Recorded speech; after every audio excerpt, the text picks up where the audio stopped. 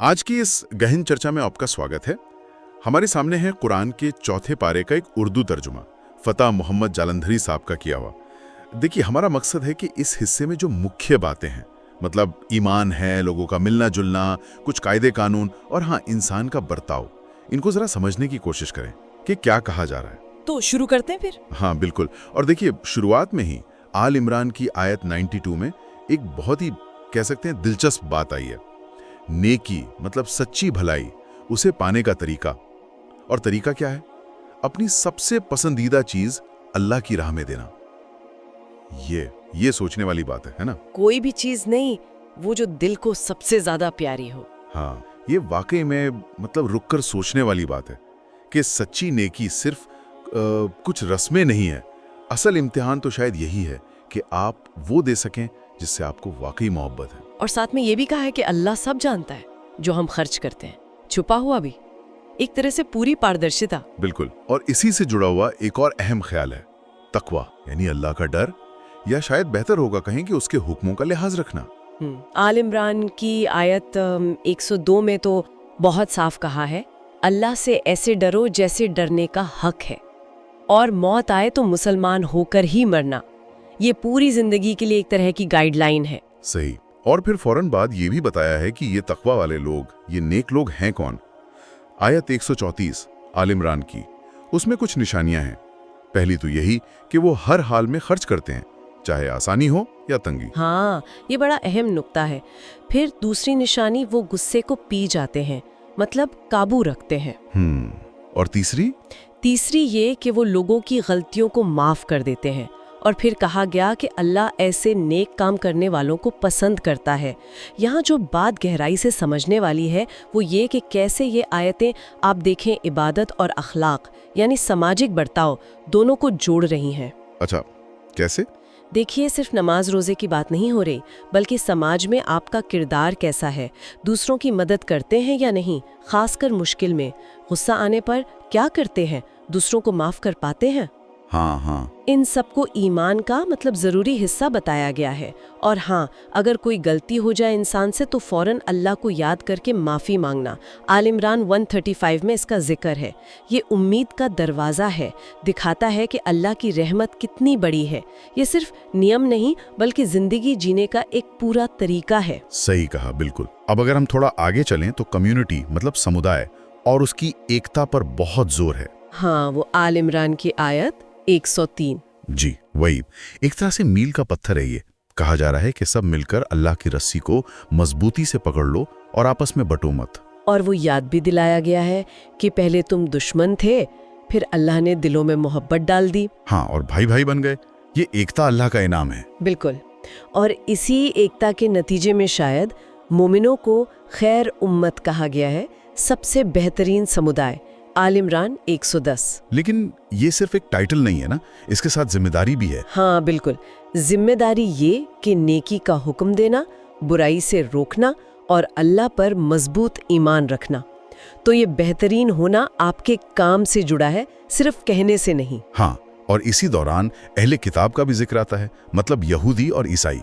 यहाँ एक बैलेंस नजरिया दिखता है। कैसे? एक तरफ तो कहा गया है कि उनमें सब एक जैसे नहीं हैं, कुछ अच्छे लोग भी हैं जो रात में अल्लाह की आयतें पढ़ते हैं, सजदे करते हैं, नेक कामों में लगे रहते हैं। आल इमरान 113 से 115 तक उन्हें भी नेक लोगों में गिना गया है। अच्छा। लेकिन दूसरी तरफ एक चेतावनी भी है। आयत 118 से 120 तक कहा गया है कि कुछ ऐसे भी लोग हैं जो ऊपर से दोस्त लगते हैं पर दिल में दुश्मनी रखते हैं। हाँ, उनसे होशियार रहने को कहा गया है। उन्हें अपना राजदार न बनाने की हिदायत है, क्योंकि वो नुकसान पहुंचाने का मौका ढूंढते रहते हैं। बिल्कुल। कहा गया है कि उनकी जुबान पर जो कड़वाहट है वो तो जाहिर है, पर जो दिलों में छुपा है वो कहीं ज्यादा है। ये एक तरह से लोगों को परखने की बात भी है। ये जो अंदरूनी मजबूती और बाहरी दुनिया से कैसे निपटना है, इसका जो मेल है, ये बहुत अहम है। आप देखिए, एक तरफ समुदाय को जोड़ने की बात हो रही है, मोहब्बत की, नेकी की, और दूसरी तरफ ये भी समझाया जा रहा है कि भाई कौन लोग नुकसान पहुंचा सकते हैं, खासकर वो जो दोस्ती का नाटक करते हैं। इससे उस वक्त के माहौल का अंदाजा होता है। मदीना में नया मुस्लिम समाज बन रहा था, उसे अंदर से भी मजबूत होना था और बाहर के खतरों से भी, जिनमें ये मुनाफिक यानी दोहरे रवैये वाले लोग भी थे। ये आयतें गाइड कर रही थीं। बिल्कुल सही। और इन्हीं मुश्किलों का जिक्र फिर तारीखी घटनाओं के हवाले से भी है, जैसे बद्र और उहुद की जंगें। आल इमरान 121 से 126 ये बद्र का जिक्र है। हाँ, कि कैसे अल्लाह ने मदद की जब मुसलमान कमजोर महसूस कर रहे थे। फरिश्तों से मदद का वादा, जी, ताकि दिल मजबूत हो। याद दिलाया गया कि असल मदद तो अल्लाह की ही है। लेकिन फिर उहुद का भी जिक्र है, जहां नुकसान उठाना पड़ा था। हाँ, और वहां फिर सब्र और हौसले की बात आई। आल इमरान आयत 140 कि अगर तुम्हें जख्म लगा है तो दुश्मन को भी लगा था बद्र में। ये तो दिन है जो लोगों के बीच बदलते रहते हैं। और इसकी वजह क्या बताई कि अल्लाह सच्चे ईमान वालों को जानना चाहता है और कुछ को शहादत का दर्जा देना चाहता है। हाँ, तो हार को भी एक बड़े मकसद से जोड़ा गया है। हाँ, और इस पूरी बातचीत में चाहे जंग हो या आम जिंदगी, कुछ चीजों पर बार बार जोर है। सब्र, साबित कदमी मतलब जमे रहना, और तवक्कुल यानी सिर्फ अल्लाह पर भरोसा। बिल्कुल, कई आयतों में ये बात दोहराई गई है। और शहादत के बारे में जो कहा गया है वो भी बहुत खास है। आले इमरान 169, 171 साफ कहा है कि जो अल्लाह के राह में मारे जाएं उन्हें मुर्दा मत समझो। हाँ, बल्कि वो जिंदा है, अपने रब के पास उन्हें रिज्क मिल रहा है। वो खुश हैं, और जो पीछे रह गए हैं उनके लिए भी बेफिक्र हैं कि उन्हें भी डर या गम नहीं होगा। ये मौत के बारे में बिल्कुल अलग नजरिया है। सही। हाँ, ये आयतें दरअसल मुश्किलों को, आजमाइशों को, यहाँ तक कि मौत को भी ईमान के सफर का हिस्सा मानती हैं। ये दुनियावी सोच को चैलेंज करती हैं। दुनिया में हम हार, नुकसान, मौत को बुरा समझते हैं। हाँ, अक्सर। लेकिन यहाँ इन्हें अल्लाह की हिकमत का हिस्सा बताया जा रहा है। ईमान परखने का, गुनाहों से पाक करने का, शहादत जैसे ऊंचे दर्जे तक पहुंचाने का जरिया। ये दुनिया के नफे नुकसान से ऊपर उठकर आखिरत पर नजर रखने की तालीम है। असल कामयाबी अल्लाह को राजी करने में है। चलिए अब कुछ और ठोस चीजों पर आते हैं। समाज चलाने के नियम कानून, इनमें एक बड़ा हुक्म सूद यानी रिबा के बारे में। हाँ, आले इमरान आयत 130 बहुत सख्ती से मना किया गया है कि बढ़ता चढ़ता दुगना चौगना सूद मत खा और अल्लाह से डरो ताकि कामयाब हो सको। कामयाबी को सूद छोड़ने से जोड़ा गया है। जी। और इसके फौरन बाद सूरा अन-निसा शुरू होती है, जिसका मतलब ही औरतें हैं। और पहली आयत वो तो पूरे इंसानी समाज की बुनियाद रखती है। हाँ, वो आयत जिसमें कहा गया है कि ए लोगो, अपने उस रब से डरो जिसने तुम सबको एक जान से पैदा किया, फिर उसी से उसका जोड़ा बनाया और उन दोनों से बहुत सारे मर्द औरत फैला दिए। और रिश्तेदारी का लिहाज रखने का हुक्म, ये पूरी इंसानियत को एक ही जड़ से जोड़ती है। बिल्कुल। और फिर जैसा सूरा का नाम है, औरतों और कमजोरों के हक पर बहुत जोर है। यतीमों के माल के बारे में तो बहुत सख्त हिदायतें हैं। हाँ, कि उनका माल हिफाजत से रखो, जब वो बालिग हों, समझदार हों तो उन्हें सौंप दो। नाइंसाफी से उनका माल मत खाओ। कहा गया है कि ऐसा करने वाला तो पेट में आग भरता है। जी, अन-निसा आयत 2, 6 और 10 में बहुत साफ। फिर शादी के मामले में मर्दों को 4 तक शादियों की इजाजत है, लेकिन एक बड़ी शर्त के साथ। हाँ, शर्त ये कि वो सबके बीच इंसाफ कर सकें, बराबरी। और अगर डर हो कि इंसाफ नहीं कर पाओगे तो फिर एक ही काफी है। अन-निसा 3। और औरतों को उनका मेहर खुशी से देने का हुक्म भी इसी आयत में है। जी हाँ, अगर वो खुद माफ कर दें तो अलग बात है। अन-निसा 4। विरासत के कानून भी बहुत तफसील से हैं। बेटे बेटी, माँ बाप, पति पत्नी, भाई बहन, सबके हिस्से तय किए गए हैं। अन-निसा 7, 11, 12। और ये भी साफ किया गया कि विरासत में मर्द और औरत दोनों का हिस्सा है, चाहे माल कम हो या ज्यादा। हाँ, अच्छा, फिर बदकारी मतलब जिना के बारे में भी कुछ प्रक्रिया है। औरतों पे 4 गवाह साबित हो जाए तो सजा, मर्दों के लिए भी सजा, लेकिन तौबा का दरवाजा खुला है। अन्य 12, 18। हाँ, खासकर अगर नादानी में गुनाह हो और फौरन सुधार कर लिया जाए। और बीवियों के साथ अच्छा सलूक, बार बार ये हुक्म आता है। अन्य 19 में मना किया गया है कि जबरदस्ती उनके वारिस बन जाओ या महर वापस लेने के लिए उन्हें तंग करो, सिवाय खुली बेहयाई के। और कहा गया कि अच्छे से रहो। हो सकता है तुम्हें कोई चीज नापसंद हो, पर अल्लाह ने उसी में भलाई रखी हो। और आखिर में वो रिश्तों की लिस्ट जिनसे निकाह हराम है, महरम रिश्ते, माएं, बेटियां, बहनें वगैरह। ये पारिवारिक ढांचे को मजबूती देता है।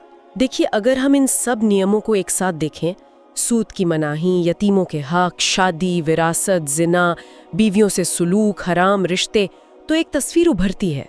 ये सिर्फ अलग अलग हुक्म नहीं है। हाँ, ये मिलकर एक समाज का ढांचा बना रहे हैं। बिल्कुल, एक ऐसा समाज जिसकी बुनियाद इंसाफ पर हो, जहां कमज़ोरों, खासकर यतीमों और औरतों के हुकूक सुरक्षित हों, जहां परिवार मजबूत हों, माली मामलों में ईमानदारी हो। इनको बार बार हुदूदुल्लाह कहा गया है, अल्लाह की हदें।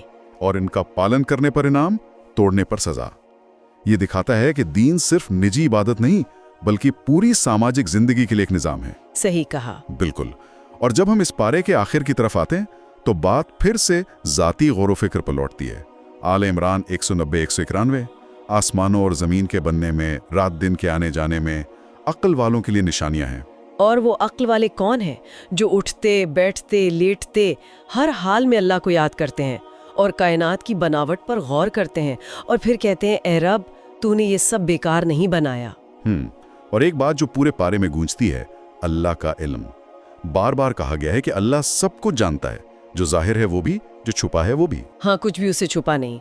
आले इमरान 29-154 किताब नहीं है। ये इंसान को अक्ल इस्तेमाल करने, सोचने, समझने की दावत देता है। इल्म और ईमान को जोड़ता है। बिल्कुल। अल्लाह को पहचानने का एक रास्ता उसकी बनाई हुई कायनात को समझना भी है। ये एक जिंदा रिश्ता है बनाने वाले और उसकी मखलूक के बीच। तो अगर हम इस पूरी चर्चा को समेटें तो हमने देखा कि इस हिस्से में ईमान को अमल से जोड़ा गया है, अपनी पसंदीदा चीज देने से लेकर माफ करने तक। समुदाय की एकता, भाईचारे और बाहरी खतरों से होशियारी पर जोर है। मुश्किलों को ईमान की परीक्षा बताया गया, जिसमें सब्र और तवक्कुल अहम है। और समाज के लिए कानून दिए गए, यतीमों के हक, विरासत, शादी, एक इंसाफ पर आधारित समाज के लिए। और सबसे ऊपर कायनात पर गौर करने की दावत। और एक नुक्ता जो बार बार सामने आया और जिस पर आखिर में सोचा जा सकता है, वो है नीयत और दिल के हाल की अहमियत। हाँ, जैसे मुनाफिकों के बारे में या आजमाइशों से दिलों का पाक होना। जी, तो सवाल ये उठता है कि इस पाठ के नजरिए से हमारे बाहरी काम और हमारी अंदरूनी सच्चाई, यानी नीयत, इरादा, दिल का हाल, इनके बीच क्या रिश्ता है? क्या सिर्फ बाहरी अमल काफी है अगर दिल में खोट हो, या सिर्फ अच्छी नीयत काफी है अगर अमल ठीक ना हो? ये सोचने वाली बात है। ईमान में, निजी जिंदगी में, समाज में इस अंदरूनी और बाहरी पहलू के संतुलन की क्या अहमियत है? ये वो सवाल है जो ये पाठ हमारे सामने छोड़ जाता है। इसी गहरे सवाल के साथ आज की ये चर्चा हम यहीं खत्म करते हैं।